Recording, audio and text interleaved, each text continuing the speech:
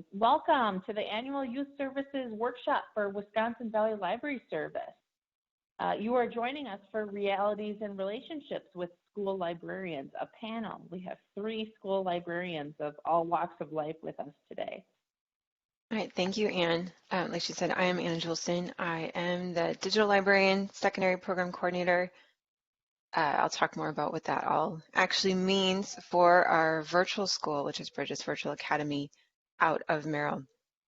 I'll be showing slides part of the time I'll turn it off. Like Anne said, gotta click on the right screen. Dual monitors are really nice when you're presenting, but you gotta make sure your mouse is on the right one when you click. So the slides will come out afterward. I do have my contact information here, but that will be available to you in the slides that get shared later. Just a little bit about me. I started in 2010 as a librarian after I went back to school because I could not get an English teaching job. So library, as much as I loved books, that wasn't even on my radar for pursuing that, knowing how to do that. I feel like the librarians of my grade school time, I didn't really know what they did or have much of a relationship with them. And so just never really thought about it. Couldn't get a job, went back to school, got my library degree, and that's where I really found my place. Because you had this mix of everything, and worked at Merrill High School for 3 years in their high school library. And after that, we started, there's a virtual school in the works, and it was in its 2nd year of being open to the entire state. Worked with the administrative team, worked with our technology coordinator, and created this digital library position. Like I said, I'll talk more about what I actually do, what I envision versus what actually really happened. But it's been a really interesting road, especially over this last year. So a couple statistics about Bridges Virtual Academy. This year we serve over 1,000 students, and we go from grades K4 all the way through 12. So from a collection management standpoint, that can definitely be a challenge. We have over at least 45 staff members, depending on how you count, and we keep adding people, which is wonderful because we're growing. And our students and staff are located all over Wisconsin. I have a little plus there. Our students have to be in Wisconsin, but some of our staff members actually live out of state. They mostly started in the state of Wisconsin, and as lives have changed, some of them have been able to keep their positions even with moving out of state. So that's definitely an interesting part of our job, and a convenient thing. I'm just going to check the chat to make sure I'm not missing anything. All right, so my space. Oh, I stopped sharing one slide too early. Instead of giving you an actual tour of my space, I just took a couple screenshots because this is really where I live. I live in Zoom. We do a lot of Zoom meetings. I live in my email. This is just a quick screenshot. I have Google Keep connected because I always have this to-do list going. And I find it really convenient to have it right there in my email. And then I have Google Drive here. I love the new features that Google has implemented within like the last year with this priority feature of being able to organize my files, not just in folders, but have these little collections that I can access quickly because we are doing stuff as a Google school and as a virtual school. We're doing things virtually all the time and using the Google tools, being able to meet in Zoom, and then email and all the features built into email like chat has, that's just basically where I live. So I sit at my desk, but it's not that exciting. It's really all online. So my schedule looks a lot different than somebody who is in a building. The biggest difference versus the high school job that I had before, that was a lot of student supervision and being physically in a space and having to be physically present during a certain period of time. And that really defined my day and defined what I could do and when I could collaborate with people and if I had to get coverage. And that has been so different. I don't have a study hall. I don't have to supervise students. I do have some teaching times and those are set. But for the most part, my schedule is really flexible and that can be a great thing. It can be an overwhelming thing. Early on, I had a lot of issues with like boundaries of having a less defined day meant feeling like I was constantly working or constantly responding, whether it was nighttime, morning time, lunchtime, it didn't really matter. I feel like as a school, as we've developed and just professionally, and you know what, these are my times, I have to have these boundaries and I can't be checking email all night. But my schedule really is built around when we have staff meetings, when do we have classes, and then when do people need help. Like I mentioned, email, I live in my email, Zoom, sometimes phone support is something else I'll do, but mostly it's via email, sending a lot of screenshots or screencasts of, hey, this is what I'm seeing. So that tech troubleshooting piece is a big part of our job, but it's also a lot more difficult because I can't just walk up behind a student and say, oh, click this with your mouse. It's getting that first step of, okay, can you take a screenshot, attach it to an email, send it to me, or jump into a Zoom meeting and share your screen with me so that I can actually help you troubleshoot. So it takes longer, but I feel like because of what we're doing, I want to help students be able to do that virtual option if that's what they need to do for them or for their family and make it work, no matter how difficult it can be. As far as my areas of focus, when I worked with the administrative team of Bridges and our technology coordinator to develop this job description, because there wasn't a job description for a digital librarian that existed in various ways, a lot of times with the college library for something like electronic resource management, but there wasn't really a digital librarian job description I could just pull for a K-12 school. And so I focused on 4 different areas. One was collection development, one was customer service, the other one was curriculum and research support, and then lastly, professional development. I had these ways that I envisioned that would work, and it's looked very different than I ever imagined. Collection development has actually been a really small part, and I'm very thankful for our state collections that we have that available to our students, and a lot of times I don't even have to think about it. Collection development was huge when I was at the high school library and thinking about things like circulation stats and collaboration stats with teachers, trying to increase those, monitoring them, tracking them. I still monitor and track that to an extent with the virtual library, but it's just very, very different. And thinking about what defines success in a virtual library, it's just going to be a different thing. The customer service, I think in a brick and mortar library as well as a virtual library, tech support has been a major part, at least in the school world. A lot of libraries, their librarian is very integrated with the tech department or has a dual role of being that in-person tech support that you can go to, whether it's formal or informal. Like I said, I mentioned before, it looks different because to even provide tech support, most of the time we have to get a student into technology before we can ever give them support with the technology. So getting them into a Zoom meeting, getting them into their email so that they can send us a screenshot or send us a screencast of what they're seeing. And sometimes that can be a really huge barrier to providing support. Or a student reaches out to me and I give them this whole response and then say, does it work? And then I never hear from them. And you just kind of assume no news is good news. It's not having that immediate feedback or having that disconnect in timeline can be really difficult. But customer service is a big part of the job.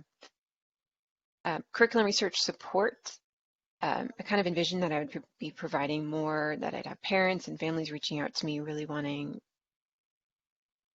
resources, really wanting to know how to research. I've had less of that than I expected, but I do work with our teachers. I present to classes and make a lot of different videos for them of how to find, images and what does it mean to be copyright free and dealing with that whole internet aspect of research. Yeah, it's a lot easier, but it's also easier to find misinformation and easier to, not only the misinformation, but easier to just copy and paste. So doing that digital citizenship piece of what rights do you have as a digital creator? What rights do other people have and how do you give them credit has been important. So I'll just talk about the last thing and then I saw a question in the chat. So professional development has really been a major part. So that was something I anticipated. That was something I was involved in as a brick and mortar librarian. And that's really developed into more of a leadership role because of the level of technology and the just the way that the library position, their library role, at least in the school world, has gone of you're not only just a a curriculum leader and a book leader, but you're a technology leader and innovative learning. So that's really dovetailed into this role of leading professional development, designing our professional development schedule with our administrative team, and making a lot of in-house professional development for our teachers, because until March of 2020, we would go to webinar after webinar after webinar. We would remind the presenter, I would say, we are a virtual school. We can't post things on our bulletin board or have the computer set up in the back of the classroom and say, oh, go work on that for 15 minutes.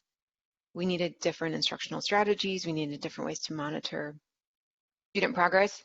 And often our presenters would forget and they would suggest things that it's like, yeah, but we're in a virtual school. How do we do that? And so we adapted and developed a lot of our own stuff.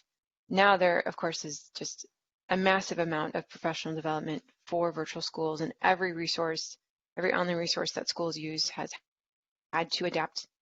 So that's been interesting to watch. Like I said, I'm going to look at the chat. It says something about first graders. Yeah, so supporting kindergartners and first graders really ends up being supporting their parents. So depending on the technology comfort level of the parents, it can be a breeze or it can be a big struggle because the student, again, is not with me. They're not with their teacher. They're with their parents. So it's that additional, once they get to 5th, 6th grade, even a little earlier, that student is probably pretty comfortable getting into their computer, getting into their email. We work with them during our orientation time. We have different technology orientations at the beginning of the year for each grade level. So the K4 through 2, we have like what we call grade bands, and that teacher will cycle through with those 4 grade levels of students and be with the same family, the same student for all those 4 years. So they develop that relationship and that helps. But yeah, and that's a great question because really supporting those younger students means supporting their parent because they're not able to directly email me. I have to work with the parent. And like I said, depending on the level of technology comfort the parent has can really impact what their kid is able to do in a virtual environment. Okay, so that was just the 4 areas of focus. Moving on to like needs and struggles. So just and give us some suggestions for ways to think about different things that we deal with, and thinking about, okay, what are some needs and struggles that I have in my environment that might be something you connect with or maybe not. One of the things that I've noticed the most is that connecting with students. I mentioned earlier I don't have that student supervision piece, which there's times that that's really nice, but that leads to a lot less connection with students because they're not coming into the library or walking through the library as a hallway or running into students in the hall. There's no virtual bumping into each other. So having those connections with students or those conversations as they're checking out a book, it doesn't happen because if they are checking out a book, they're doing it on their own. They're doing it virtually, no librarian needed. So unless a student has a problem and then knows to reach out to me, there's not a lot of connection there. And so that's just, it's been a sad thing. The other, one of the major struggles we have too is getting resources into students' hands, both physically and digitally. So ebooks are great, but they can also be really, really hard. You don't have to worry about them getting lost or getting ripped or some kids spilling milk on them. But there are a lot of digital challenges, especially with textbooks, but as I'm sure you've all run into, this publisher says you can check this book out 26 times. This publisher says you get it for a year. This one says you get it for 3 years. This one is unlimited simultaneous access. This one is single access. So navigating that world has never been easy and makes me very frustrated with publishers. But when that's like our only way to get materials to kids in general, we do have a very small physical library, but it just wasn't worth investing in that because we would spend more money shipping a book back and forth than the book actually costs. And half the time the book would get lost and there'd be a lot of time and communication dedicated to, hey, you still have this, $7 book or $10 book. And it's like, how much is it worth me investing my time for those 3 kids that would actually check out physical books and then not return them? So we've really scaled back our physical collection, focused on our e-collection. But you have those issues of just logging in, getting access, And then we have a lot of parents with screen time limits. And so students might want to read an ebook, but maybe they're only allowed to have 2 hours of screen time a day. And with their school time, they're filling that up, so they're not going to be able to read an ebook. When I started, and I saw a question about if I was a virtual librarian before COVID, yes. I started back, created this position back in 2013, partly because that's what our district was doing, and that was when I was having my first child, and looking at the idea of being able to work from home or having a more flexible schedule was really appealing. So this would be, I don't know if it's my 7th year or my 8th year, but of working as a virtual librarian and really developing what does that even look like, you know, back in 2013, 2014, and all the way to the present day. So back then, I had this idea of we're going to have these book clubs. Students are going to come and attend and just really join virtually. But a lot of our families, they all do virtual school for different reasons, and this year has been even more different than other years. They have their own things. They had their own curriculum they wanted to do, and we do have an individualized learning plan for each student, which is really great. But then it's hard to say, well, every student is going to do this research project, so I'm going to purchase these resources to support that. I can push that out to all of our families because everybody was working on something different. So the independent nature was really great, but there was no like common resource that I could share that made it difficult. So I had a really limited access and interaction with our students and with our families. So I've worked a lot with our teachers because through those teacher partnerships, then I'm able to work with students more. I started a digital citizenship class, not sure how many years ago, maybe at least 5 or 6 years ago. And that has grown slowly, and now it's actually part of our advisory or homeroom teams for all of our middle schoolers, and then high schoolers also take that. So for our resources, I do some digital management, and then a lot of the physical management is just related to textbooks, and that's kind of grown because even though we're in a virtual school, a lot of our families, and I agree with them, prefer to have a physical textbook, and that can be great. But there are definitely challenges related to shipping, families moving and not telling us, because again, I'm not handing that book physically to the kids. They don't come to our office to pick it up. They're all over the state of Wisconsin. And so we have to ship that out for them. And again, I don't see them in the library. I don't see them in a classroom. So there's that disconnect, and a lot of stuff gets lost, which is unfortunate, but I know it happens even when you do physically see students. So just looking at the chat. So support from public libraries a possibility for virtual schools? Yes, and I will talk about that. Not always sure how to do that, and I would love feedback on that, for something for you guys to think about and reach out to me later. But yes, I feel like there's definitely ways that I could do that. So if I could change 1 or 2 things, actually, sorry, like 2 different things I printed out, and my son was like, "Why do you need notes, Mom? Can't you just remember everything you're going to say?" And I told him, no, I have to have it written down, otherwise I'm not going to remember. So just making sure I'm on track here. Try not to be disjointed. So connected to some of the things that I talked about, if I could change 1 or 2 things, one of them is because we are an open enrollment school, our enrollment has been pretty stable, around 700 kids until this last year where we jumped up by over 300 students. This year was crazier than ever because the DPI extended open enrollment limits and timelines, and people were waiting until the last minute to decide if they were doing virtual school because they were waiting to see what their district was doing. And we can't wait until September 1st to send textbooks to kids. So we had a lot of kids that we sent stuff to them and then they dropped out, or we purchased seats for them in their online program and then they dropped out. So that's always like this game of almost like the stock market where I'm like, okay, here's where we're trending. Here's our enrollment for the last 3 years. This is the number of seats we've used in this program. This is what our each individualized learning plan, we tabulate on a spreadsheet through a Google form that teachers enter, and looking at all those resource numbers. That's what I spend all summer doing, analyzing our numbers, looking at trends, looking at enrollment, looking at what's left, contacting companies, getting quotes. This year, I think I contacted every company at least 4 or 5 times to okay, we need another quote because we had 20 more students show up, or we had 40 more students show up. So that was a nightmare. But the August rush is always crazy because we have such fluid enrollment. We don't have that stability of, well, these kids live in this area. Sure, you have some kids move around, but they're going to come back and we're going to have about this many, and this is what we can plan for.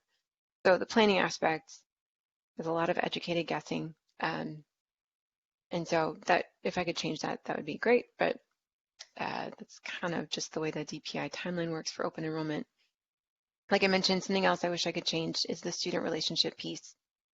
Now, when COVID hit and kids had research projects and they were used to going to their public library to get resources, and the public libraries were physically shut down all over the state, I saw a dramatic increase and worked with some of our teachers to provide one-on-one support, meet with students individually, say, what is your research project about?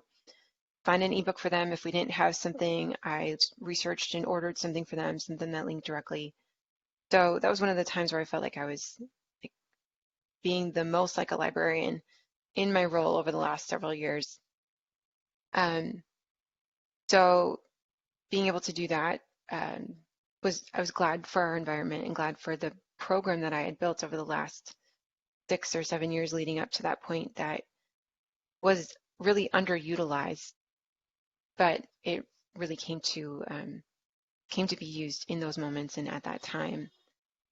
One other thing that I miss is boxes of books. I'm not ordering, if I'm ordering books, I'm ordering ebooks that magically appear on our shelf. And so there's not that moment of getting books, opening the box, looking at all the covers, setting aside ones I want to read or think about or talk to students about. That's one thing that I miss. But really the trade-off is the favorite parts of my job. Even though it looks different, even though there's things I miss about working in a physical library, transforming education, virtual learning is not new. There's some virtual schools that have been around for 20 plus years.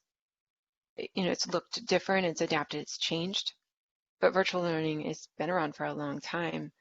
And so reimagining what the library can do, what a library position or those library skills, even though a lot of times I feel like I'm not being a librarian anymore in my job, or that the library, the physical library, or even the digital library has become a really small part of what I do.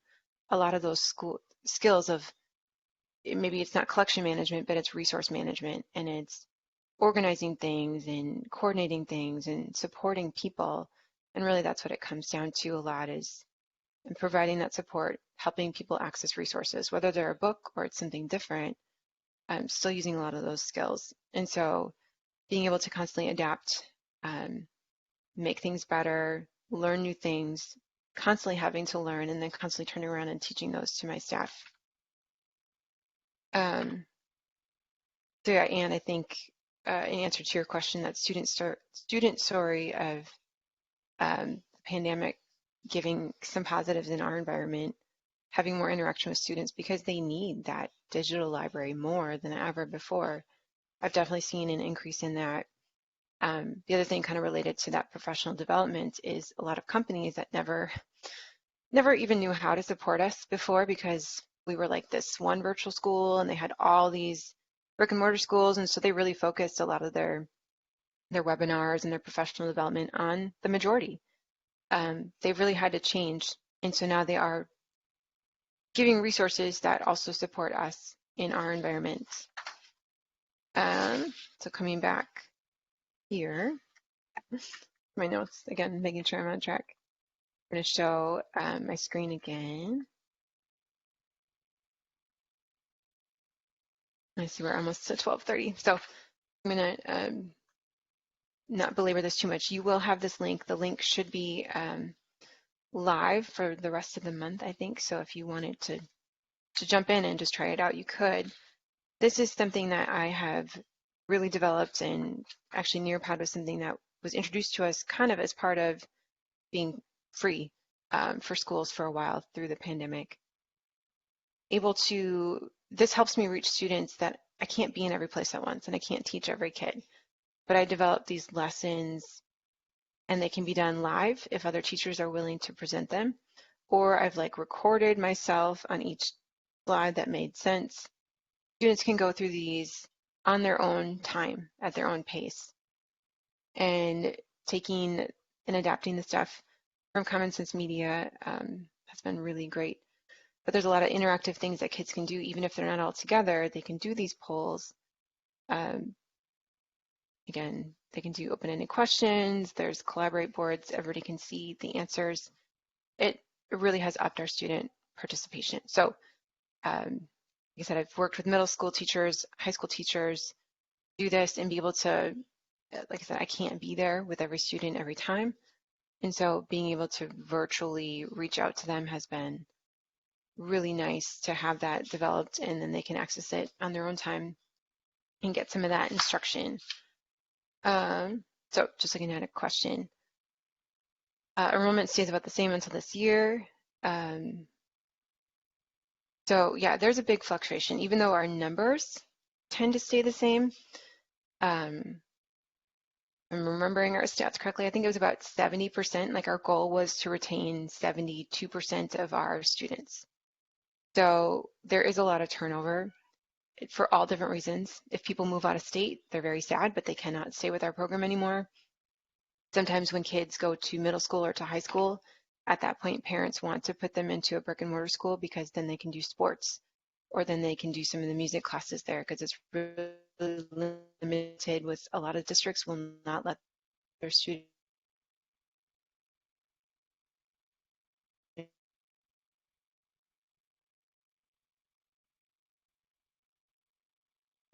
Oh, let's give her a minute. It looks like we lost her video, but let's give her a minute here and see if she pops back in. In the meantime, I just want you guys to take a look at this slide, what Anna really wants us to know. Whoop, and there it goes. That's okay.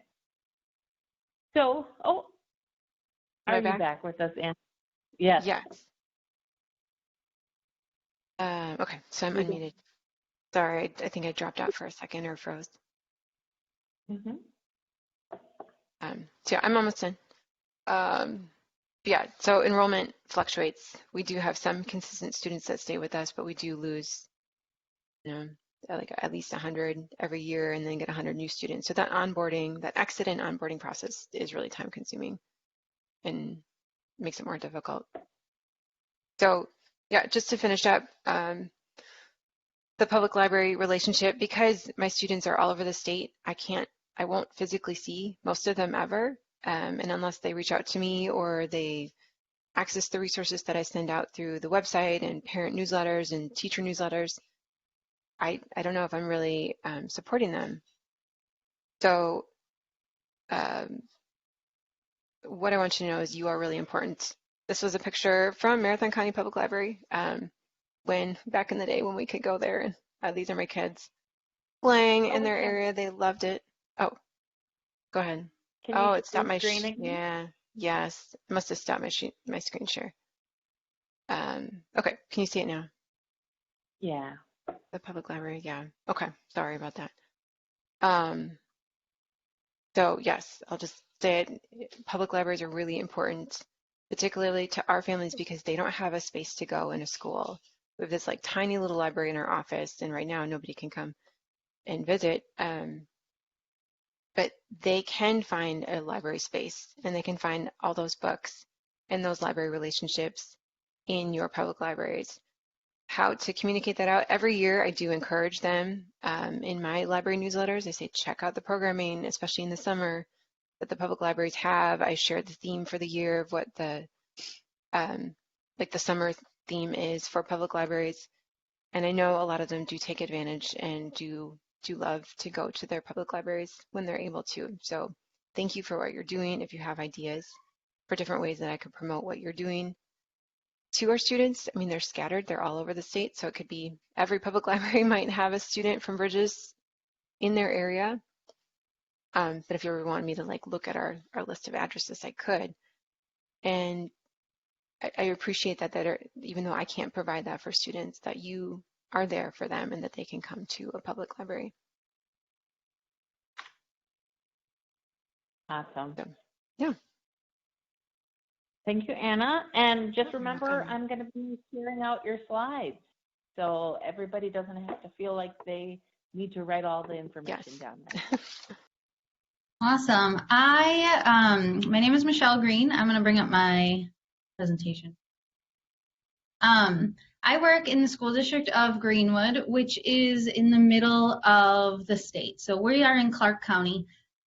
Closest cities are Marshfield to our east, and we're just south of like Owen Withy and Thorpe and Stanley. So if that puts you north of Wisconsin Rapids, hopefully you've triangulated. We're really small. And so I wear many, many hats in my job. So I am our district-wide library media technology specialist. So I am both our technology coach and our library media specialist at the same time.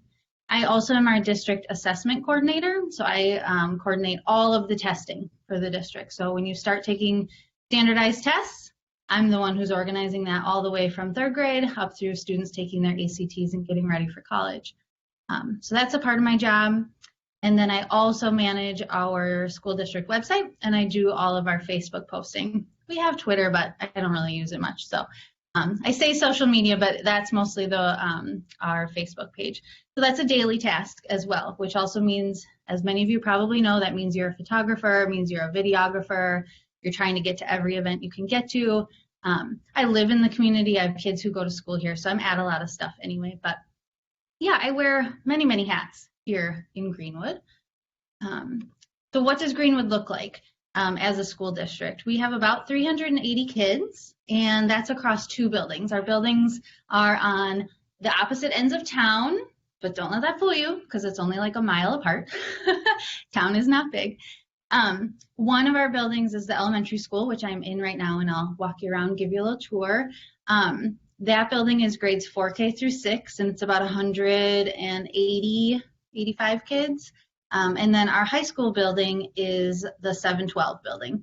So we have middle school and high school together in the same building.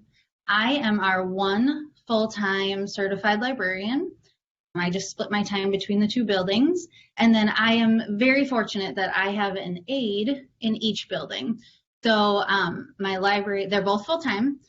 My elementary library assistant, she does a lot of other stuff too. She does a lot of recess duty. She covers other people's lunches, so she's in here about half the day by the time you figure out all of her other duties as well. And then my high school library assistant, she also is our Sweeten coordinator, which is all of our college level classes and distance learning classes that our kids take. She is that coordinator as well. So she has a couple of other duties that she does. Luckily, that doesn't take her away from the library, so she is in the library space full time, but she has some other stuff that she does in there as well. So, and then in our district technology-wise, we also have one full-time technology staff member who does most of the troubleshooting and updating the computers and getting the new stuff in and all of that. And then we hire out the stuff that that person is unable to do. So I have been in Greenwood this is my 4th year. I love it here. I love being in a small town. My husband is our elementary principal, actually. So we moved here simply for the jobs. We were not connected to the area. It was in between our families. People kind of asked, why in the world did you move to such a small town? But we love it. We both came from small towns originally. And we love the atmosphere of being able to really know the people. When you stop at the gas station in town, you know people. So when you go to, a sporting event, those kids, their parents, all of that sort of stuff. So we really like the small town atmosphere, and Greenwood, perfect for us for that. So 4th year in Greenwood, but this is my 15th year of being a librarian overall. I have been a school librarian the entire time. I came straight out of college as a librarian, so I'm also certified to teach elementary education. That was my major. My minor was library science. At the time you could do that, so I got my initial license right away as an undergrad. And then I finished, took a couple years later, I finished my master's program to get the professional level license, but I was able to go into the school libraries right away. I spent 2 years in a middle school. Then I spent 9 years as an elementary librarian who covered 4 buildings in a much bigger district. And then now in Greenwood, I am K-12, so I have it all, and 2 buildings. So, but a lot less kids. There are pluses and minuses to that whole situation. So let me tell you what my schedule looks like, and then we'll walk around. And hopefully I don't get you seasick in the meantime.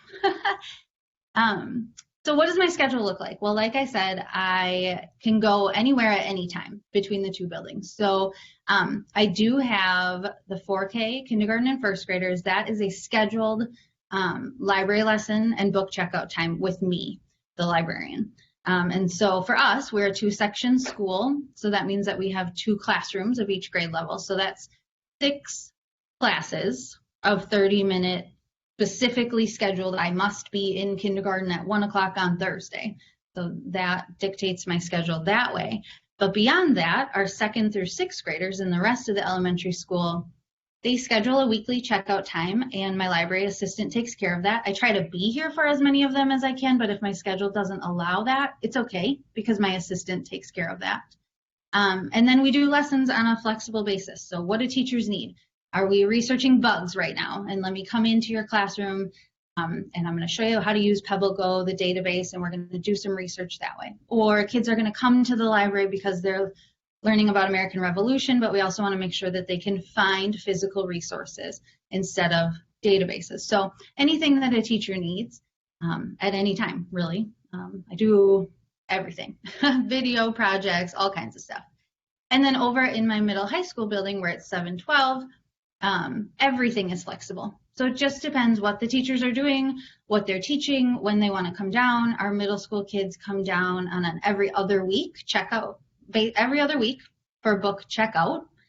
So I see them all the time. And then our high school students come down when they need a book or when it's time to do a project, or they're, I'm teaching something and they're coming to me, or a lot of times I just end up going into their classroom, especially this year. For 2020, our space at the high school is not used nearly as much as it normally is, simply because of the mixing people situation where we want to know where everyone is and who they sat next to and all of that fun stuff for contact tracing should we need. So everything else that I do beyond what you see on the screen is 100% flex time. So I don't have specific prep time. I don't have specific minutes when I have to be in this office or in that office. I run my schedule 100% whatever I would like it to be, except for those very small 4K K1 kids. So hopefully that makes sense as far as what I do on a daily basis. Okay, so I currently am, I would like to take you on a tour. So when you get the resources after, you'll see my slideshow, and I did a video tour of the elementary, and then I also did a video tour of the middle high school. So you can watch those and see what kind of stuff we do.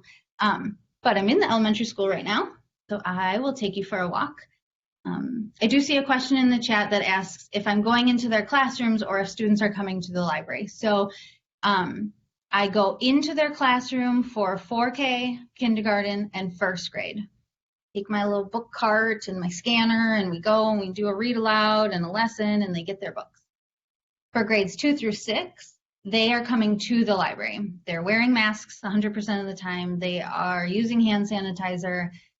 If something occurs with that book, they're putting it to the side, not putting it back on the shelf. We have we're no longer using shelf markers. So we have a lot of precautions in place.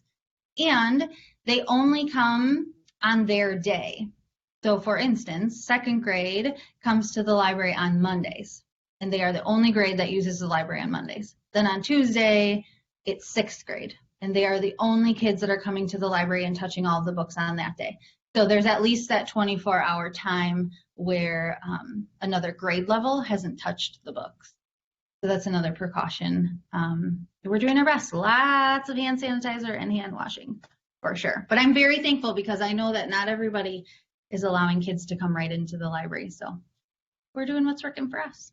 So, okay, so here we go. I'll try not to make you seasick. Put it in the chat and shout it out if something happens or if I'm making you sick.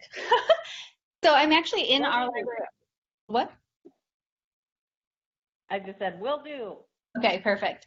I'm in my library office right now, which used to be my office 100% of the time, but I wasn't seeing the kids enough when they were just coming through the library. So I moved myself out into the library and I painted the walls to this room to be a green screen room. So you can see we do some recording here in my office. Okay, there we go. We have also, just because librarians love storage, if you look behind me, that entire wall is really big floor-to-ceiling cabinets that open up, and I can put all my stuff in there, which is amazing. Okay, so out into our library space. Let me turn around. Okay, my library is huge. It's about a quarter of the size of our entire building, but we are open concept, so I have no walls, and the teachers have no walls.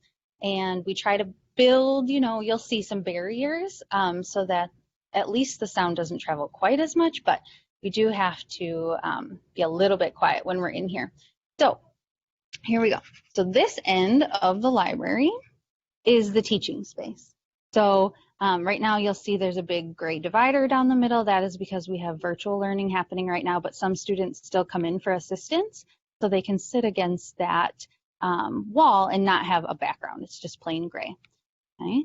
Typically, this area here where you're seeing the bulletin board, there's generally a really big story rug down there, and this is where my projector is and everything, and I do all of my teaching here. We can't bring students to the carpet this year, so that's not happening, but my desk is over here. That's an extra classroom. That's what that door leads to. And then over here, some of the fun stuff. We have a pegboard wall behind that rocking chair, which you use golf tees to put in there. We also have this big blue thing is our Lego wall.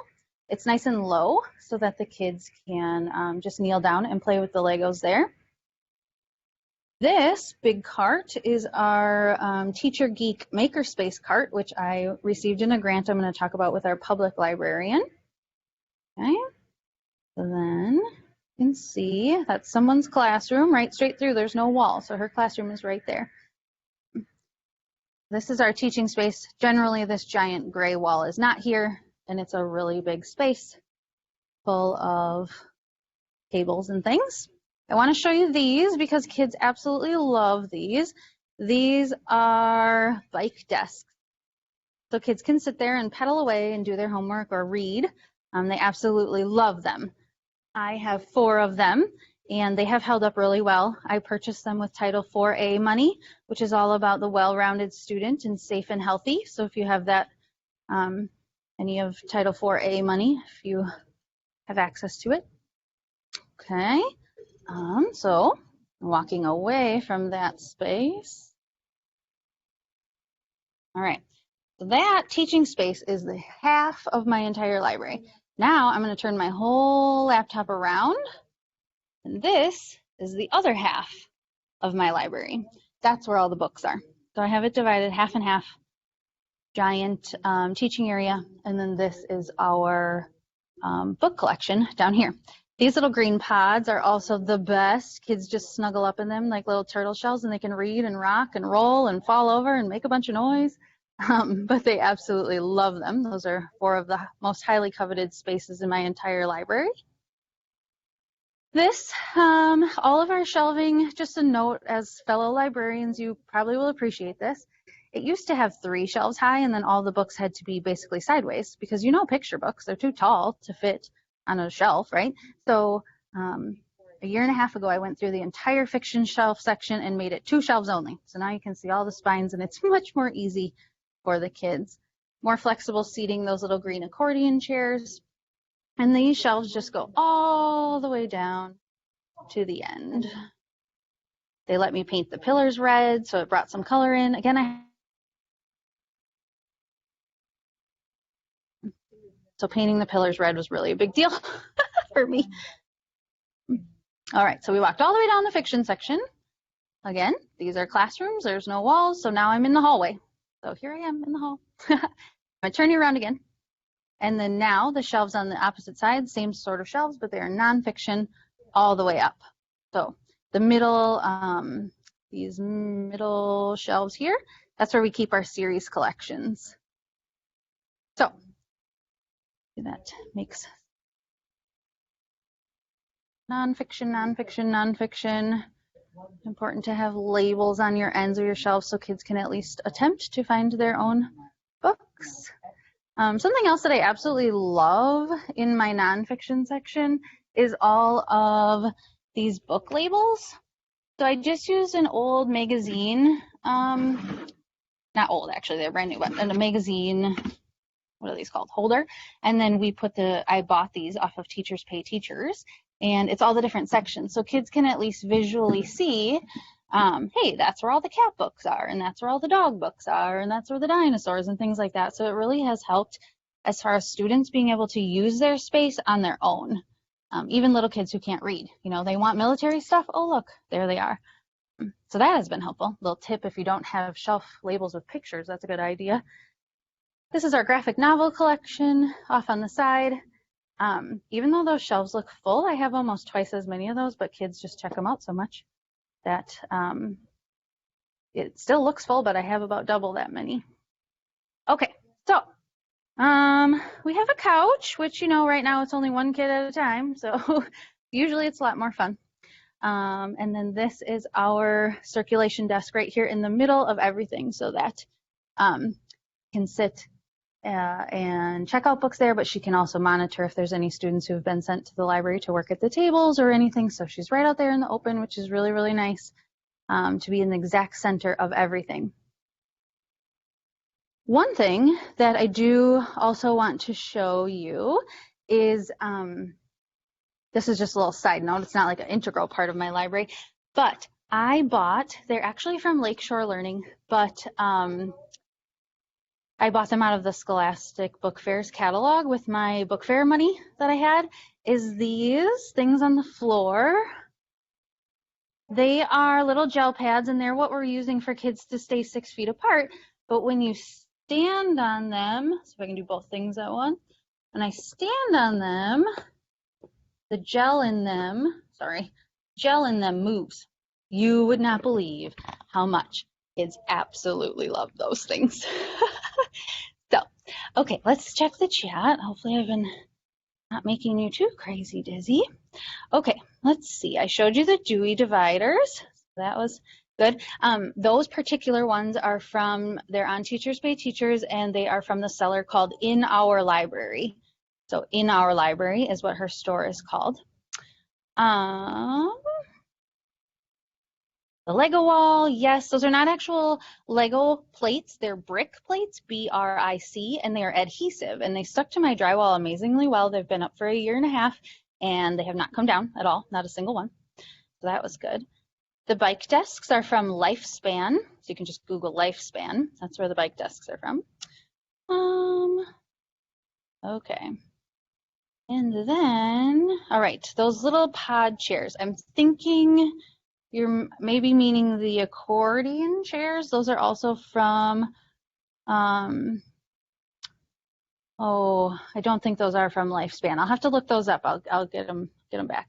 And then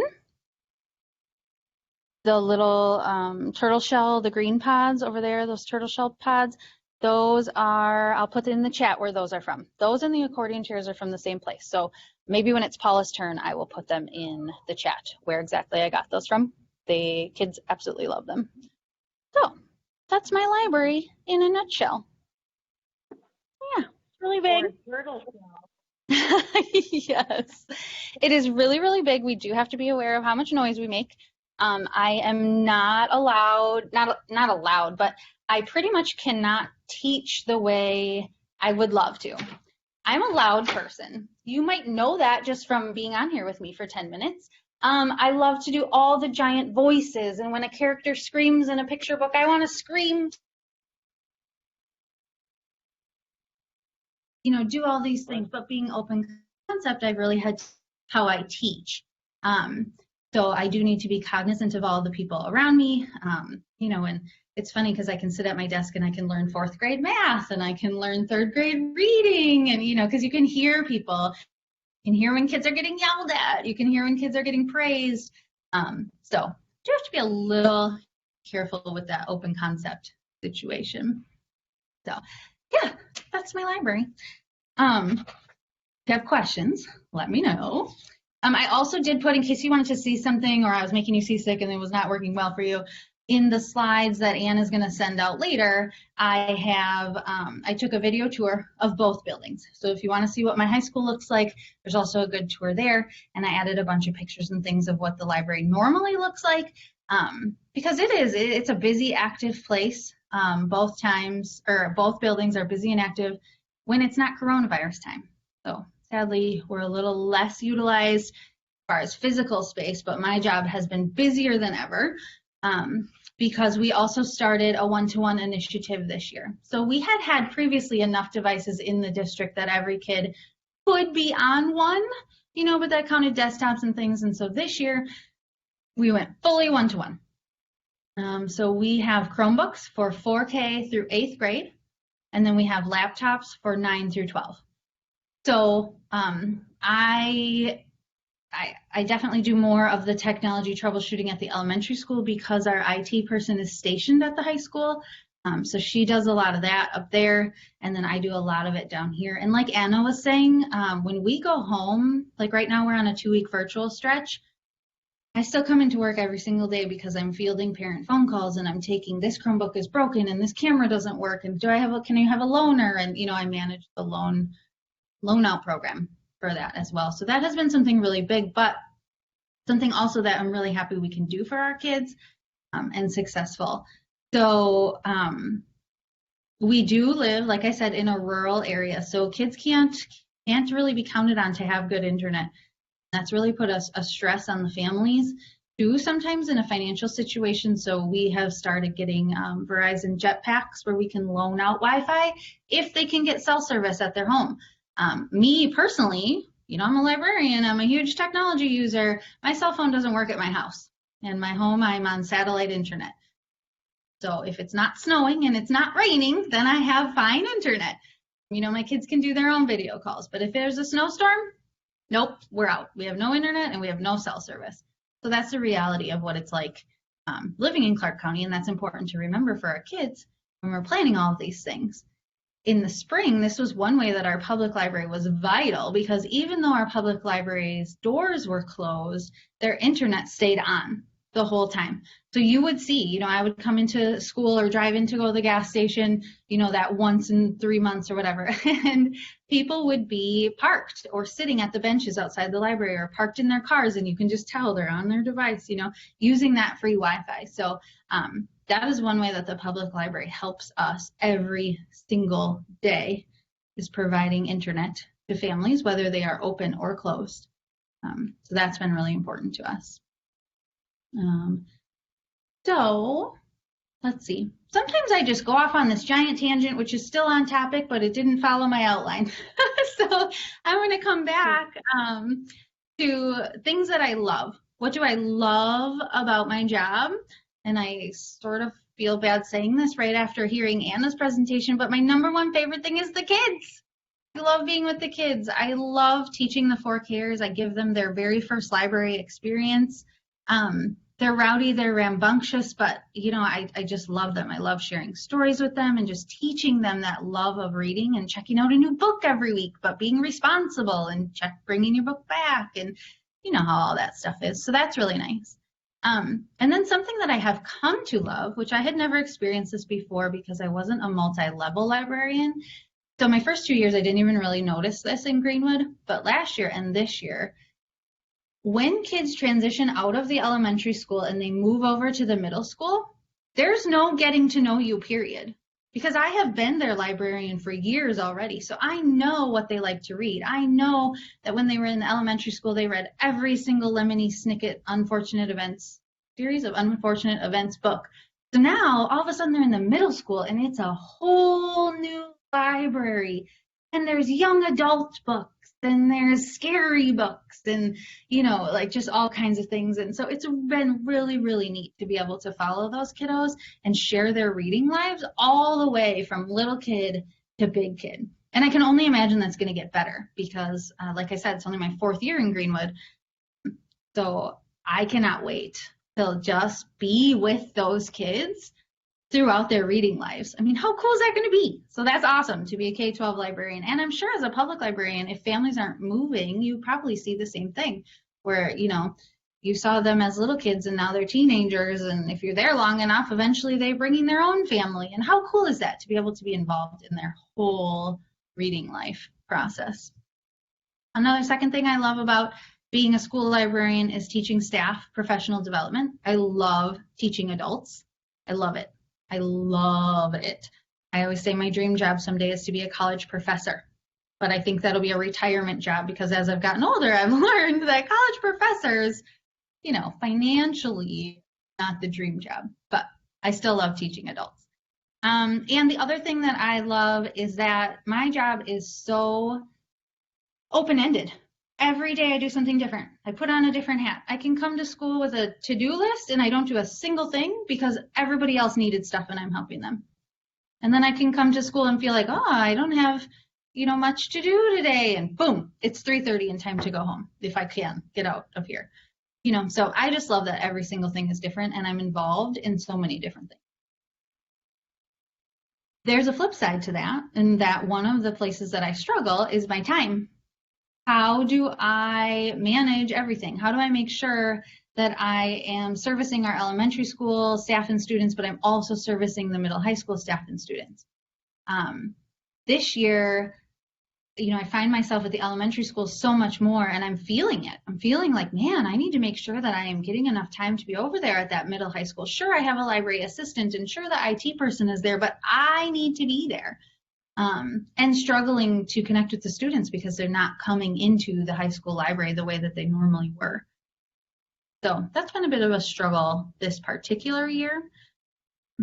And if I could change one thing about my district's library setup, and I know this is a pipe dream, and I know that we're lucky to even have one full-time staff member and 2 full-time aides. I know I'm lucky. If I could change it, I would have 1 full-time librarian in each building. So I could focus on the elementary kids and someone else can take care of the middle high school. Or I could focus on the middle high school and someone else, but yet I would know that there's a fully certified librarian in both. So I know that's a pipe dream, but that's what I would love. Okay, so a couple questions, so let's stop here for a minute. Why do I love teaching adults versus students, and what's different? I love teaching both, but I love teaching adults because they typically take your idea and they apply all of their own knowledge to it. They already have background knowledge, they already have curriculum units, they know where their own personal weakest link is, and perhaps I can help them. Or I'm gonna show them one thing and they take it, but they go a whole different direction. So I think that's what I love about adults in that portion. And then Chris says, what would be the best way as a public librarian to reach out to a brand new school librarian who may be overwhelmed at this point? Great question. So I'm going to talk about public librarians in just a second, because I have had 3 distinctly different experiences in my 3 districts. My first district, I was brand new, right? And they didn't have an already strong public library connection. And I was in a middle school where you are trying to foster reading, but you're losing a lot of readers because they're joining athletics and clubs and they're busy and all these things. So we just connected for, you know, public library summer reading time. They would come in, they would talk about it. Literally, that was all. So looking back, I wished I would have been contacted by them, because I, as a first-year librarian, I didn't know anything yet. Let's just be real, right? I didn't know what I was doing. I was going day by day trying to figure it out. So if someone would have reached out to me, I think I would have accepted their help and been like, oh, sure, what do you mean? What is this public library thing? So honestly, I think a simple email, introducing yourself, saying hello, and either offering something or asking what they need help with, but sometimes that's hard, because as a new person, you don't know what you need help with. But also don't make it like a 10-page email. Just want to know who you are and what you do and how we maybe could collaborate. In my middle, my second job that I had, I worked in a town that was big enough that it had a youth services librarian, and she definitely developed her whole own program. And she had her own thing going on. And then our school, we had our own thing going on. And also I was dividing my time between 4 buildings. So it was really tough because our district had a policy that if you do it in one building, you have to do it in all 4. So yes, I was reluctant because if I did it once, I had to do it all 4 times. So that was kind of tough.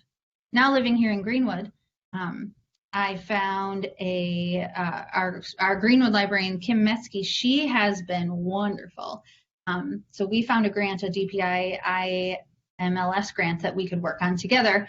And once we started the conversation, that's the hardest part. The hardest part was starting the conversation.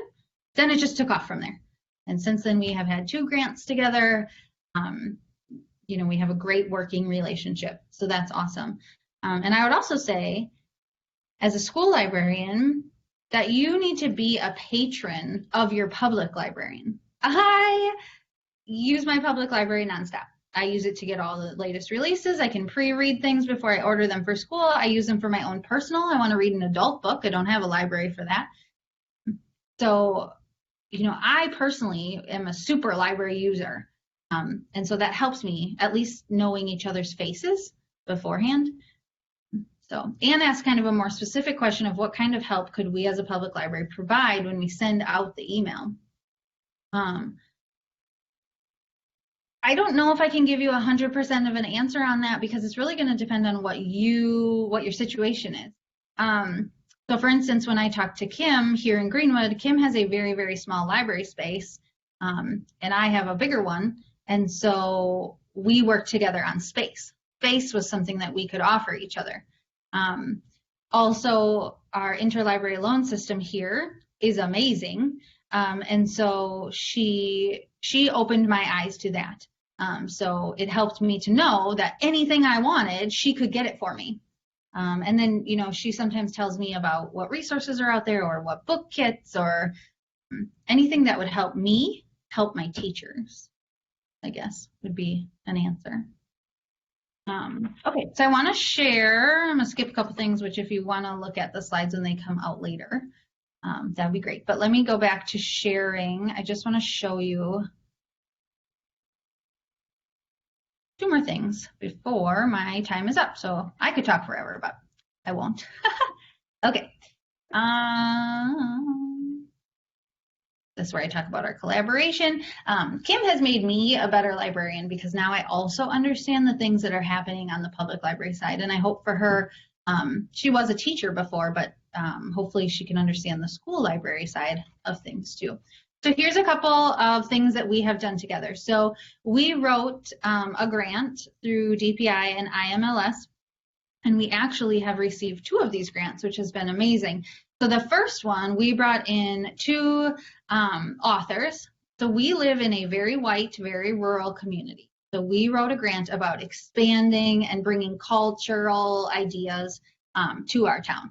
And so we brought middle grade author Aisha Saeed, and she talked at both of our schools, and we did a family event at night, which was huge and amazing, and so many families came. Oh my gosh, it was so great. And then in the middle there, Lucy Tan, we lucked out because we were going to do a Skype visit with her, but she just moved to Madison because she accepted a fellowship at UW-Madison. So then she drove up in the snow. Oh my gosh. And so she came and she wrote What We Were Promised, which is and their immigration back and forth between the United States and China. So that was our first grant. It was amazing. We had 2 family nights, and we did in-school events and then family nights for the whole community. And then our second one was just this last year, which coronavirus ate our family night. But I was able to use our materials with some students through summer school. And then now I showed you that cart that's out in the library, just waiting for kids to be able to touch things again.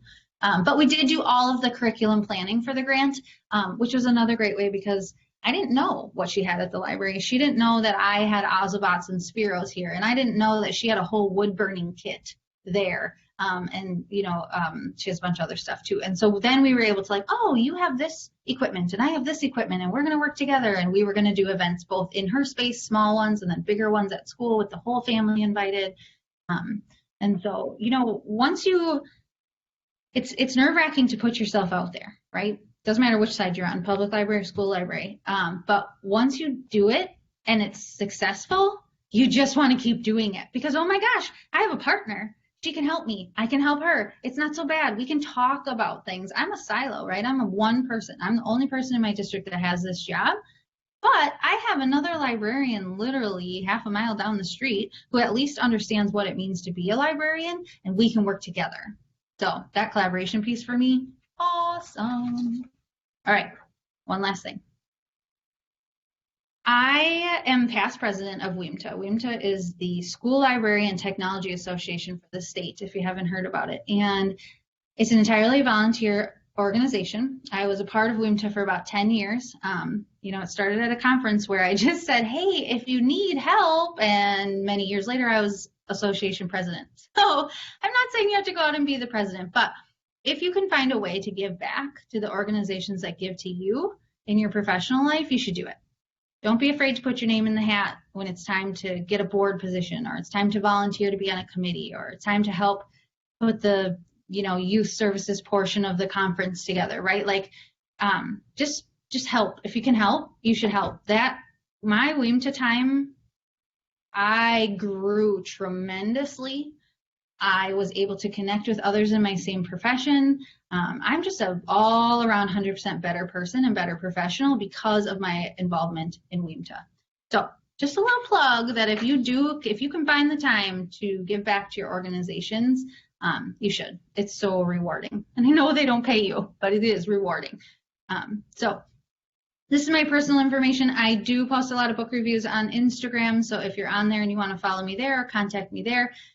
Twitter, I have been on a couple of streams with Little Brown Young Readers and things like that. So I do tweet when it's, you know, or I'm at a conference or I'm part of something with a larger organization. It's not my daily use. And you definitely can email me at any time if you have questions.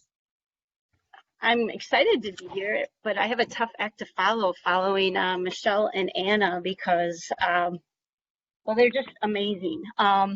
My road to this job, I guess, or journey, kind of didn't, it was never a vision for me. I was a classroom teacher for, I don't know. I taught 4th and 5th grade for 13 years. So at 22, I came right out of college, landed my first job in Tomahawk. So in 13 years, I kind of did a different variety of jobs, 9 years in 4th grade and then 4 years in 5th grade. And in the meantime, I had gone to get my master's in educational computing or technology at that time. And I was kind of sitting on that because that happened pretty early in my career. And then I had a pretty rough 4th grade class that year. And so the computer teacher was retiring, and I thought maybe it was time to use my master's degree that was just sitting there. So I went and did that for 5 years, and I taught 4 Kers on iPads, and then kindergarten through 6th grade. So I did that for 5 years, and then after going to some of these technology conferences, I was just wanting a little bit more to do more of the technology coaching. And Tomahawk is very rural, kind of like Michele, small with declining enrollment. And so I had talked to administration at the time, and they said, well, if you want to be a tech coach and do more on the technology end, you're going to have to go somewhere else because we will never have a tech coach. And so Merrill, which is 25 minutes down the road from us, just so happened to have a technology coaching position open at their elementary schools. So I decided to jump ship after 22 years in the Tomahawk School District and go to a totally foreign district. And in December of my first year there, we got called in, all of us tech coaches. There was 2 at the elementary because there's 4 elementary schools. And then 1 at the middle school and 1 at the high school. We got called in, and us elementary coaches were pretty much told that we would be taking over the library as well and responsible for it. And I knew nothing really about library other than what I experienced with the public library and what I experienced as a classroom teacher. I knew I loved going there and getting books, and the librarian at the time would just feed me all the books on new topics and keep me up to date. And she'd say, you have to read this, you have to read this. So I always loved books as a classroom teacher, but I fought it kicking and screaming. I'm like, I was hired to be a tech coach, and what the heck do I know about being a librarian? But Anna, who you just met earlier today, thankfully, she's at Merrill, and she became a great mentor and friend and kind of taught me, I guess, everything that I know about being a school librarian right now, because as I said, I have no formal training. In fact, right now, well, I'll get to that in a second. So I was at Merrill for 4 years, and then the position of library technology specialist, or whatever that stupid long title I have, opened back up in Tomahawk in 2019. And my husband is a high school teacher here, and we met here. This was our first jobs. My children have gone through the school district. My son's a senior here now. And so I don't know, I felt like the job description was calling me. So I made the leap of faith and came back to Tomahawk. And I'm going to share the job description so you kind of see why I said it was calling me.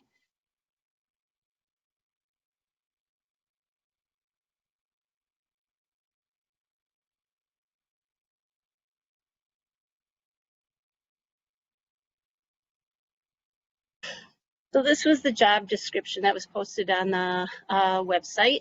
Highly motivated, and anybody who knows me, I guess that would be a good adjective. Technologically proficient to lead its district library media program,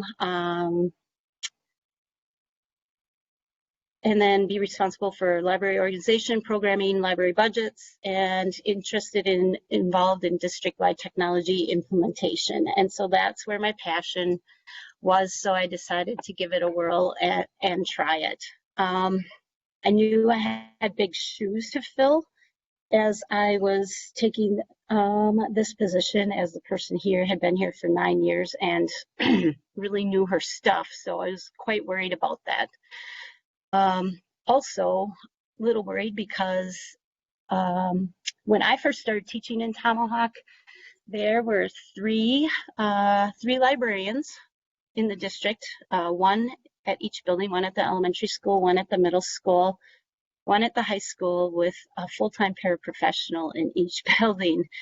And taking this job, I knew I was going to be, as Michelle said, a silo. I was going to be the one main librarian and have 5 staff members under me, and 4 of those are part-time. So staff turnover is kind of a big problem. We usually get them trained and then they leave for something else because they won't hire full-time, so they don't have to pay benefits. So turnover has been high. I've hired 3 people already in a little over a year time.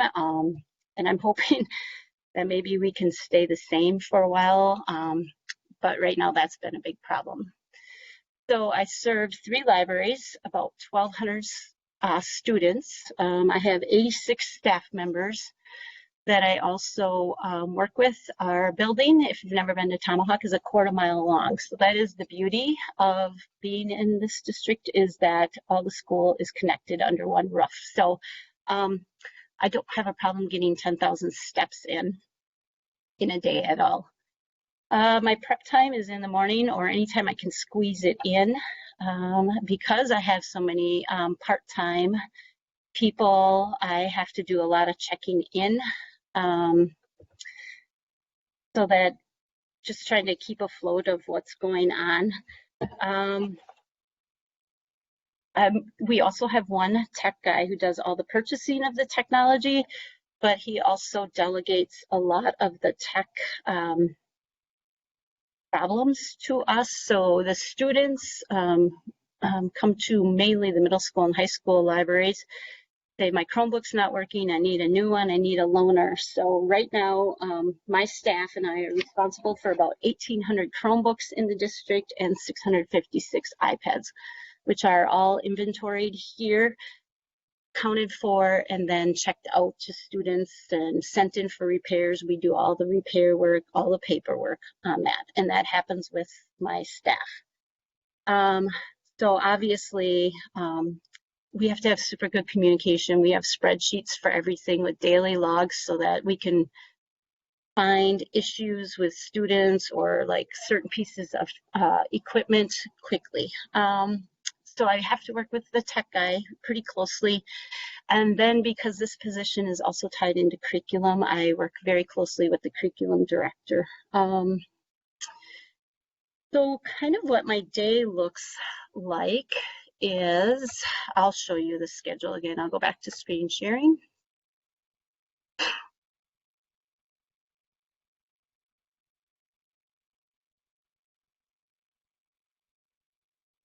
I guess most of my attention is focused on the elementary. It's kind of like what Michelle was saying.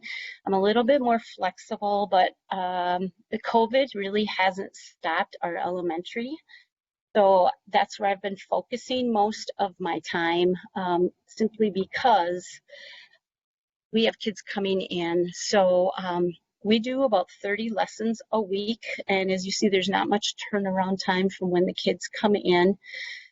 One of the changes I made when I took this job is that I had 2 part-time people in the elementary, and that just did not work well. So when the full-time person left last October, I was given permission to shake things up a bit, which did not go over well with some employees. But for programming and consistency sake with children, I made my elementary paraprofessional full-time, because what was happening is that it wasn't this pretty last year, and I had kids like 5th grade in the morning here one day and then 5th grade here. I was having to come and teach so many of the lessons that I could not balance a good job with the middle school and the high school. So what typically happens is, unlike Michelle, who loves like the 4Kers, that is not my forte. As I said, I spent most of my time in 4th and 5th grade, which is kind of my favorite niche. My paraprofessional does pretty much all these 4K, K and 1 lessons, because it's mainly reading books. And then 2nd through 5th grade, I do many of the lessons. So that's kind of what a typical day looks like. It's fast and furious, and anytime we have a break, we're shelving books and unpacking books and working on curriculum. So the library prep time that we have in the morning is for me to make connections with Samantha, talk about any changes that have to be made, kind of review our lesson plans. So I just wanted to share that. So this is my staff. So Samantha's my full-time. Her responsibility is to check in the books, assist with makerspace, which isn't happening. We do have a STEM teacher. So I haven't focused on makerspace so much. I've kind of let her do that. She assists me with Battle of the Books. And then in the spring and fall, or in spring and fall, she gets all the Chromebook carts and iPad carts ready that go into teachers' rooms. And we have about 500 some kids in the elementary, so that's quite a job. Then Melissa and Mary Jo are my part-time people in the middle school. They're the ones where all the book repair happens. And like I said earlier, everybody comes to the high school, middle school libraries for help with their Chromebook issues. Something that I kind of implemented when I came is that I have them put book installments on the bathroom walls, because I figure the kids have to read something. They can't have their phones. And so that's gone over well, because the kids then come into the library looking for some books to read, at least at the middle school library. We do have some Battle of the Books teams at the middle school level, so they do assist me with that. And then Jade and Annette, again, are both part-time, and at the high school level, they really do all the tech repairs. troubleshooting with insurance claims go through here. The library at the high school level is kind of used as a study hall. Last year, there was a 3-tiered study hall when all the kids were here. And if you had certain grades, you could get out of the study hall and come to the library. And I'll show you the space here because it's a cool place to be. I also have them responsible for like my Facebook updates for the library and helping me with the library pages. So I could not survive without them because this job is way, way too big without their help. Are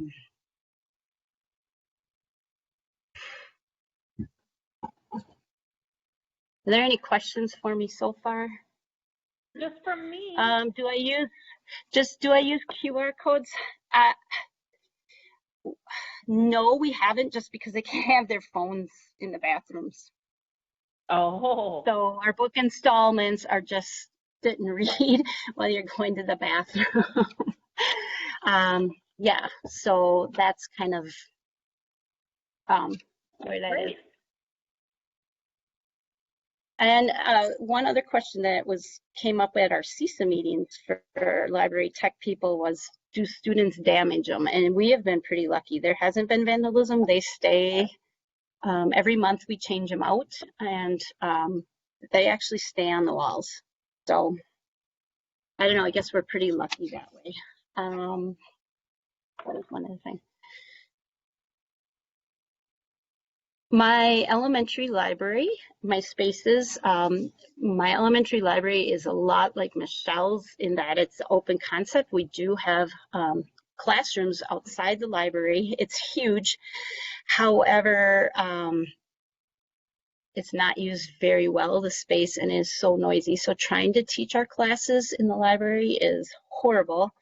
And I was very envious of Michelle's furniture. Our stuff is still here. So this is my 28th year of teaching.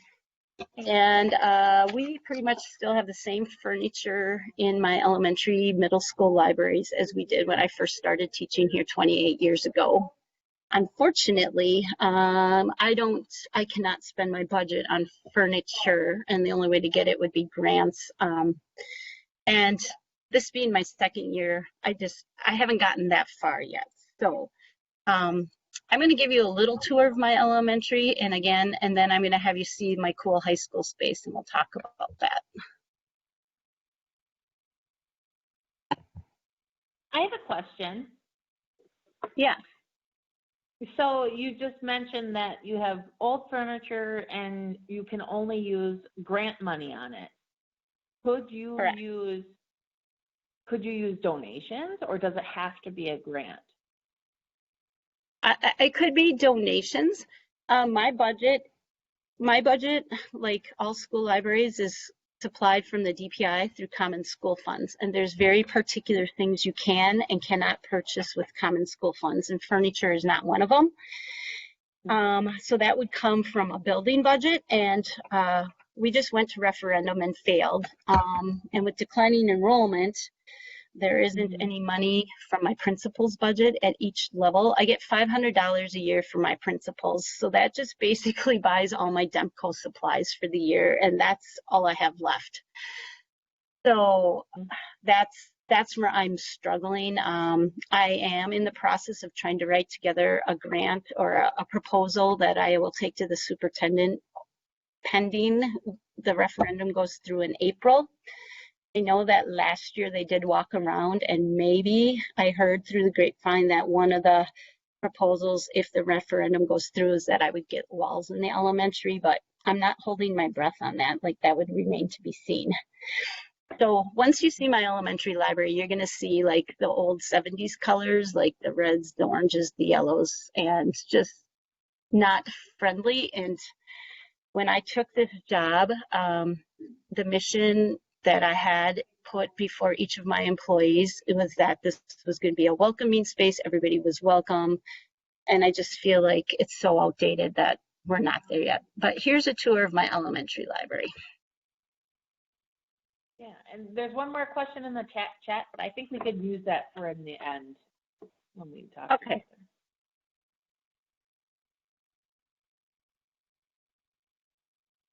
I like the dots on the floor. Yep, we do have the dots on the floor.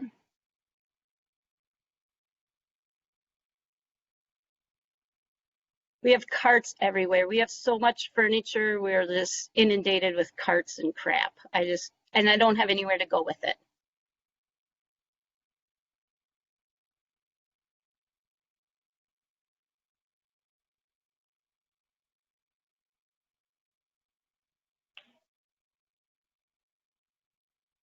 What's that space, Paula?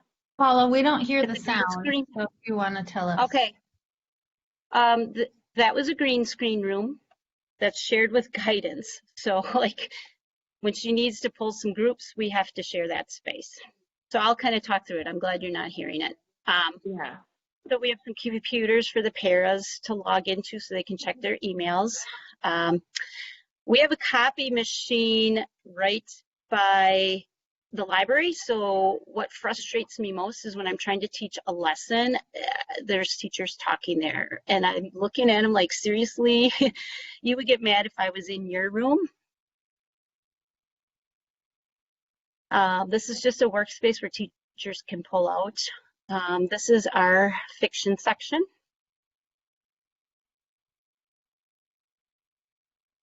And then just some easy pull. And then this is graphic novels and then our nonfiction section. And then more dividers to try to show you that we're trying to block the sound, but yet we can't put major dividers up because of security cameras. And then this is how we had a setup for instruction this year for COVID. Normally we would have used the story pit, but as you can see, it's very uncomfortable, old furniture. And then finally to the left is our fiction section, or no, our picture book section, sorry. And then it just goes back up to our circulation desk. But as you see, we are surrounded by constant noise, kids coming in from recess, changing classes and all that. And due to limited funding, I tried to do some chalkboard paint to try to jazz up our book return area. That was that. I am going to give you a tour of our high school library though, which is the coolest. And the only reason we have this is because the other like nervous part of getting this job, I see that could the copy machine be moved to another spot building? Nope, because there aren't enough jacks. That's what I'm told. So one of the controversial things, one of the reasons that pushed the librarian out that was here is the high school library had this dreamy, beautiful, huge, huge space. And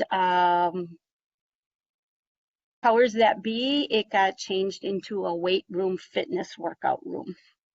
And so now the high school library is crammed into what was an old classroom.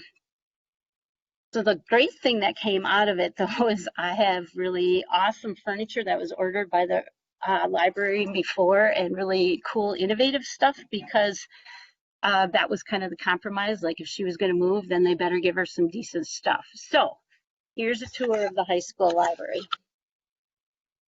So behind me is our kind of professional section. And then going on this wall, our high school library, the librarian before me was genreified everything. So I don't know if you can see this very well, but we actually have a sink in here. So that works well for the coffee pot that I have when we could use it. Not so much this year, but everything is genreified in the high school to help the kids in the fiction section. They did put a door in with a window for us. So that leads to a courtyard. So when it's good weather, the kids can come in from outside through this doorway. Right now, our seating is not great. It's very structured right now, but normally we have a lot more comfortable chairs. One of the highlights with this window system was the high chairs and this table where they can look outside. So that's been in use. And right now we have a new group of study hall people coming in. So Kate, you're on camera. Say hi to everybody. These chairs are a big hit. This is our nonfiction section. Hello, ladies. And then up here, because like I said, we do all the Chromebook stuff. Kids are always coming in here to borrow Chromebooks, charging things getting broken, all that repair happens here. And then the copy machine for staff. And then more bookshelves. And then this was supposed to be the librarian's office, but right now you could see it is cluttered with furniture because we downsized for COVID. And then we do have a closet where everything is locked.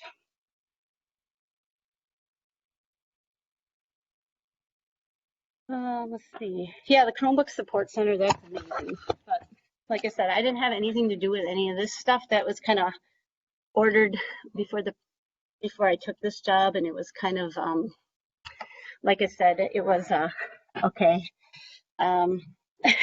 You get this nice stuff as a compromise for giving you a library about 1/10 the size of what it was. So, favorite parts of my job. Like Michelle, because it's one building and because I've been here in this community for 28 years, and then teaching computers in elementary school, I get to see kids that I've taught and really get to know them. And so the best part of this job is the relationships with the staff and the students that I had before I left and when I came back, and just getting to talk with them and learning their interests.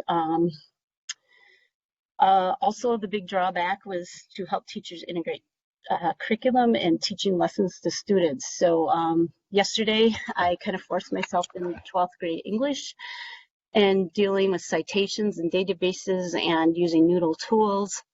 So coming in and teaching, because I still love to teach, that's my passion. At the elementary level, getting the kids excited about books and coming to the library. If I didn't have that, this job would be really hard because I don't see that enthusiasm so much in middle school and high school. And I love ordering books, so I just being able to order books and touch them and feel them and unpack them, that is like amazing to me. And then working with my Bob and Junior Bob students, and I don't know if you know what Bob is, but it's through WEMTA, the organization Michelle talked about. It's called Battle of the Books, and then there's a list of 20 books for the 4th and 5th graders and middle schoolers, and have the high school level, but we don't have high school level here. There's not enough interest. They read 20 books in groups, teams of 4, and then there's a competition in February. And the librarian before me created a Junior Bob because so many kids were excited to read books. So that's for 2nd and 3rd graders, and I kind of revamped that program this year. We chose the theme Perseverance, and I teamed up with my public librarian, Annette Miller in Tomahawk, and brainstormed it with her. And then between her and I, we pulled all the books we could find on perseverance. And so my 2nd and 3rd graders had to read a book of their choice. So we had about 70 books for the kids to choose from, and this is total volunteer. They know that they have to read the book, and then they do a project at the end. So between Annette and I, we had about 70 books, and I have about 40 kids in Junior Bob, so they could have a choice, which is important. And then they are reading the book of Perseverance and telling me how it relates to the theme, and then they're going to do a project that they have to turn in before we go for Christmas break. So, and I guess I'm going to go right to what I want public libraries to know, that there is no way I could do this job without my public library. I feel blessed because I've known Annette since my kids were little, and as Michelle said, you need to be a library user. I'm always asking her for what's a good book, what's a good book, what's a good book. She probably is sick of me, and I'm always emailing her like, can you get this book for me? Can you get this book for me? Can you get this book for me? So I just have to do a shout out to Annette Miller at the Tomahawk Public Library because I'm surviving because of her. And just her feedback and expertise, because she's been doing this a long time. So I rely on your expertise because I don't have time to really read reviews of all these books. That there's just not enough time in my day. So I know she has supplied my paraprofessional with like book lists and recommendations where to get great reviews so that we order quality books. And so previewing the books there is amazing. So yeah, I couldn't do this job without the public library. I guess my struggles, my role is intertwined with so many people. You know, 1,200 some students, 80 some staff members. I'm part of the tech team. I'm part of curriculum. I report to 3 principals, and I oversee 5 staff. I'm not really their supervisor, but I am. So if there's any problems with staffing issues, like I said, I've interviewed 3 people already. So in a year's time, I've had 3 turnovers. There's no way, it's very much a leadership position. And if I do one thing here, there's a domino effect. So that's been a struggle for me, because when I was a self-contained classroom teacher, I could pretty much do what I needed to do in my room and it didn't affect anybody, where this is a whole different playing field. I struggle with trying to keep up with all the innovation because I do pretty much all the professional development along with the curriculum director, and trying to do the implementation. I work closely with the STEM teacher to get her caught up on technology and do the digital citizenship lessons, along with planning all the library lessons, because like I said, we do 30 classes a week and I plan all of those lessons. Samantha may read the book, but I'm responsible for all the curriculum.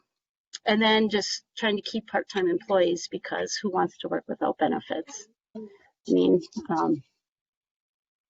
and there's just not enough hours in a day to do everything I wish I could do. I wish I could be better at so many things, but I just feel like I'm hanging on sometimes. And I guess a highlight for me was that over COVID, I had a little time to write a grant, and I found out in August that I received it from the Wills. And it was a $5,000 grant to start an esports team at the high school. And you might be asking what an esports team is. And to be honest, a year ago, I didn't know what the heck an esports team was. But basically, it's a team that plays video games against other kids in other schools. And they compete. And what I didn't know is that in Wausau at the technical college there, they had just built this $1 million facility, and that high school students can use it and practice there when they're not using it. So with the grant, I was able to start a club here at the high school, because what I saw last year was so that we were missing a population of our school that doesn't fit into them.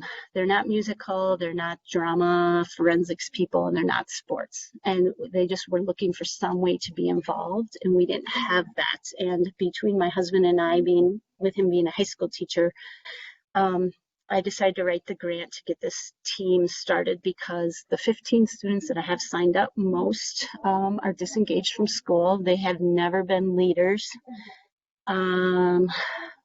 Quite a few of them are on free and reduced lunches. So again, they are kind of disengaged from school, and they were just looking for a place to fit in. So that is what prompted me to write the grant.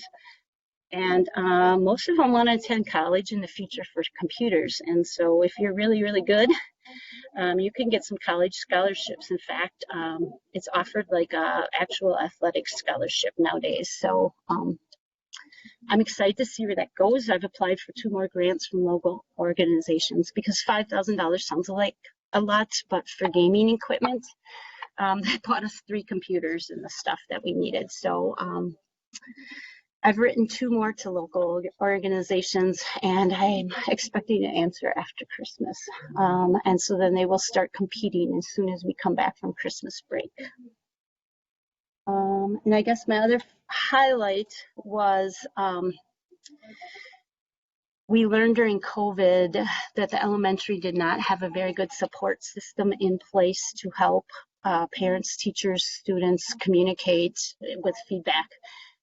So I communicated with the elementary principal, and he went ahead and made the purchase.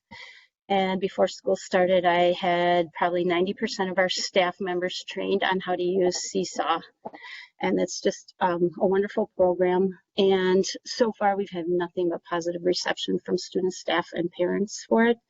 And Tuesday night, I opened my email and found out that I was invited to be a Seesaw ambassador. So you have to go through quite a bit of training modules to be invited. And then I have to make a commitment to take this 3-hour course. And then every summer, take an hour course to update myself. And I guess the other thing I'd like to end with is that when I took this dream job, I can't see myself doing anything other than this now. I feel like after 28 years, I finally found where I belong, back in my home district, and combining my love of reading and technology. But when I did sign on with my dream job, I did sign on to say that within 3 years I would get my certification in library, or basically I'd be fired. So in the meantime of learning all of this new stuff, I have 3 years to get my licensure. So I am working on that in the meantime too. And Al Beatry from CISA has been amazing, and Monica Treptow from DPI has been amazing in helping me with that step of the journey too. So, but I feel really blessed to be where I'm at. And that's all I have. Beautiful. Thank you, Paula. We do have one question for you specifically, Paula. Somebody was interested in seeing an example of your bathroom stall book recommendation. Oh, I can send you that. I'll put a link on my slide. It's not beautiful by any means, but it's something, you have a captive audience and they're not going anywhere. So that's right. Yeah, I'll put it on my slides. I'll put it in as a link on my slides to give you an idea. Awesome. I think we're going to have to do this once a year, my friends, because I have 800 different questions now. So